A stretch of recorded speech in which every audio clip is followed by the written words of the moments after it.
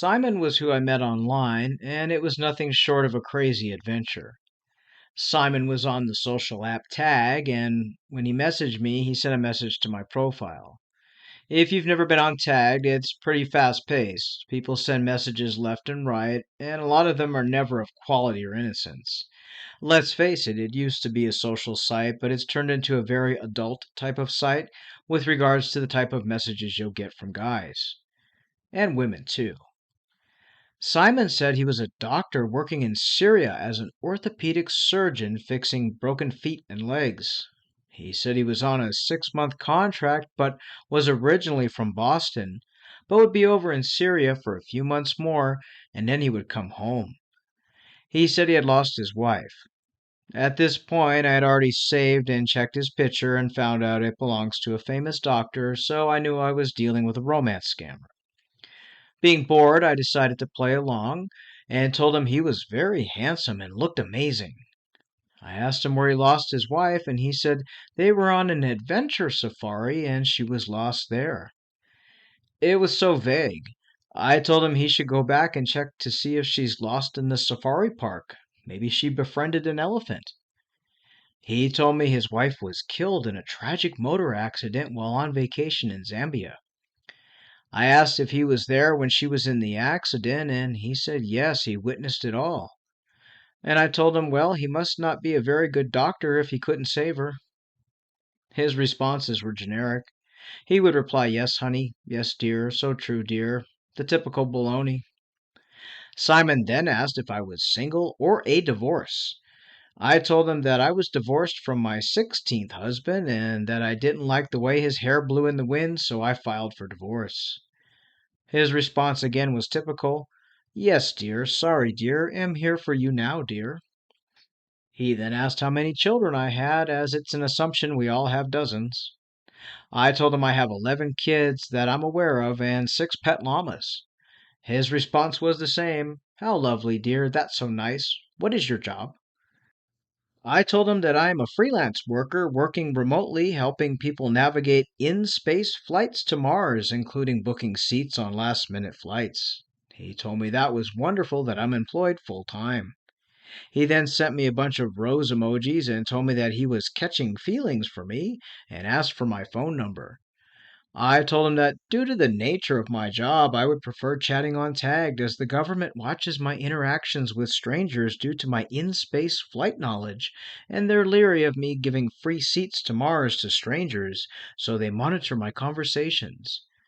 This was followed by him not typing and then responding with, do you have Hangouts? I was hoping for this question as they all ask for Hangouts or WhatsApp or Telegram. I told Simon that I love to hang out at the gas station, especially near the slushy machine. He asked for my Gmail, which I told him I don't use. He said he can't continue to communicate on here due to the security issues as he is contracted through the United Nations. I told him, well, since I can't talk on here either due to my Mars flight seat security, we're at a standstill, and the only option is to meet in secret in an underground warehouse at the far end of town at sunset. Simon's response? I don't understand you. And he vanished into the internet sunset. It was a fun and wasteful 15 minutes of my life. And beware of these people. They try hard. Some try harder than others, and some have no chance with their stories. Story number 2. In the disaster of online dating, I found a real winner. And I say that loosely. I met Harold on FB site dedicated to meeting people your soulmate. It's a public group, and people put their photos on the timeline of the group, state their age, location, and status, and hope for the best. I always called it fish dating, as you cast your net and see what comes out. Harold replied to my comment on someone's post about having a beautiful day. The page admin of this group would often post a sunrise or sunset and wished everyone a great day or night, whatever the case may be. Harold told me he tried to send me a friend request, but it failed to go through. He then requested I send him one. I told him my button fell off. That was why Harold sent me a message. He sent a bunch of flower emojis and he said he hoped that I would become his good friend and we can get to know each other more better. I asked him if he's a florist since he sent over a dozen flower emojis. Harold said he was an orthopedic doctor working in Yemen fixing broken bones. This seems to be a theme with these guys. He said he was divorced and that his wife ran off with his best friend. I asked him when he got a divorce, and he said he's separated 6 years prior. I said, "Oh, so you're still married?" To which he said, "No, his wife ran away." I told him, "But you said you're divorced then separated, so which is it?" He again told me his wife ran away. I told him I would run away too if you were a doctor and you don't know the difference between divorce and separated. He changed the subject quickly, as they often do, and told me that he had one child named Abigail, who was 9 years old and misses her mother dearly. I told him that maybe you should go look for her mother and bring her home.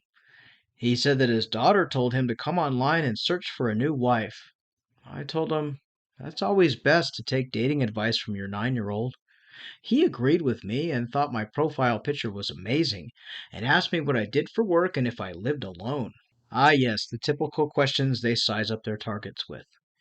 I told him I never live alone. I have 600 iguanas that live with me and that I work as an iguana psychic medium. I connect iguanas with their departed ancestors, and I'll be having an iguana seance this weekend to help Paco, the large green iguana, make contact with his long lost father, and that I wasn't sure if my powers work on people, but I'd be willing to try and help little Abigail find her long lost mother. Harold told me it was nice I worked and asked me how much money I make. I told him that I'm paid in banana peels and scented candles, but will not accept cookie scented candles, only the lilac ones. It went right over his head, and he told me that he was on contract and that his contract will end soon so he can come home. Where's home? I asked. To which he told me he lives full time in the UK as a British man. He asked where I'm from, and I told him I live full time in Georgia as a peach woman. He rambled on, telling me he is the only child of his parent, and who they are from Sweden, so he's a mix of a Sweden man and British man. Honestly, it's almost ridiculous how they come up with this stuff, but they do. I told him I've never met a Swedish British man, but his accent must be amazing. He told me due to the conditions that he cannot call me, but he can chat on Hangouts. I told him I'd rather stay here and chat on Messenger. He told me he's not allowed to chat on Messenger due to the conditions of his contract. I told him that you are chatting on Messenger with me now. He said he could lose his job if he was caught. He then asked for my phone number and email. I told him it's too late. The government probably knows. He should just give up and stop talking to me. He told me that I was rude for not giving him my number, and I told him that he should consult his 9-year-old daughter Abigail about it. At that point in our titillating conversation, he blocked me, and it was fun while it lasted. Story 3. I've been on social media for the better part of 15 years, and I've had my fair share of romance scammers trying to woo me with their garbage. I wanted to share this one in particular because I'm not sure if I was talking to one guy or several, but George came to me on Messenger. He said he was searching for an old friend and he messaged me by accident and couldn't help himself. I told him impulse control is a huge factor in life and asked the name of the friend he was looking for. He told me it was an old army friend named Kevin. I said, "Well, my name is Amy and I'm female, so I'm not a Kevin," and how he made the mistake of thinking I was someone he knew was a really big concern. George told me that he came across my profile picture and my beauty stopped him right there and he had to message me. My profile picture was of my husband's restored 67 Mustang Cherry Red, and I'm not in the photo at all. I told him I understood and that I'm so attractive with all my chrome and paint that who can resist? George proceeds to tell me that he is a general sergeant in the United States Army and he was currently deployed to Yemen for peacekeeping missions. I asked him if he's able to keep the peace or if there's a piece missing. It went over his head and he asked me what I did for work. I told him I was a wheel wrangler at the tire shop and I stopped runaway tires from getting out onto the highway. He told me I must be a very smart and attractive woman to have such a prestigious job. I told him it is, and 4 years of college brought me to my dream job as a wheel wrangler. He asked me how much money I make and when I get paid. He figured why not just get into it. I told him I'm paid by the tire. I capture tractor tires and the pay is even higher, but generally I make a modest $50,000 a week. I guess that is what he wanted to hear because he then asked if I could buy him a $500 Steam card as he's bored during his downtime in Yemen and needs it to play games on his phone. My response to him was, "Got any games?" Again, he didn't get it. I told him I would be absolutely honored to spend $500 on a stranger.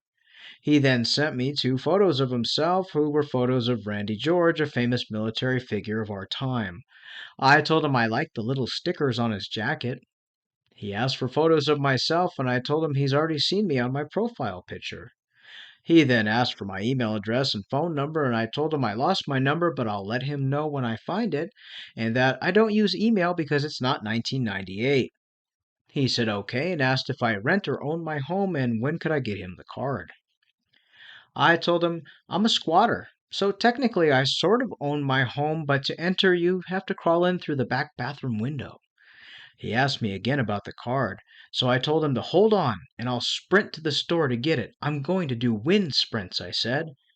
He said okay, dear, and waited. I made him sit there for a good 10 minutes before magically returning and giving him a used Steam card photo I found online, which I placed heart emojis all over the numbers. He asked me what the meaning of this is and to take a picture of it without the hearts over the numbers. I started yelling in caps to him, asking why. Doesn't my love mean anything to you? I put the hearts there as a sign of our love. He told me he loves me too, but he can't see the numbers. So I resent the card photo with crying emojis, and they were hiding all the numbers as well. He told me to stop playing games, and I told him to stop pretending to be a little army man. He told me I was wicked and unearthly, whatever that's supposed to mean. I blocked him, and he's one of a million. I have other stories that maybe I will share with you all again. Thank you for your time and efforts to expose these romance scammers. We'd like to thank these ladies for sharing their stories. Sometimes we hear a lot of tragic stories, people who've lost a lot of money, and we love when we get stories that are kind of funny and they've kind of outsmarted the scammer. And sometimes these are the best ones to give a little relief from all the sorrow and all the sadness of people losing money to scammers. If you'd like to share your story, whether you lost money or not, or you had a funny encounter, or your encounter is a little bit more serious, you can find us scammingscammers@gmail.com. We're also on Facebook, Scamming Cyber Education. Our inbox is there as well. You can drop us an inbox either place. Any screenshots you have can help us to verify your story, and we will narrate it into a video. Until next time, stay safe, and as always, outsmart and outwit the scammers. Take care.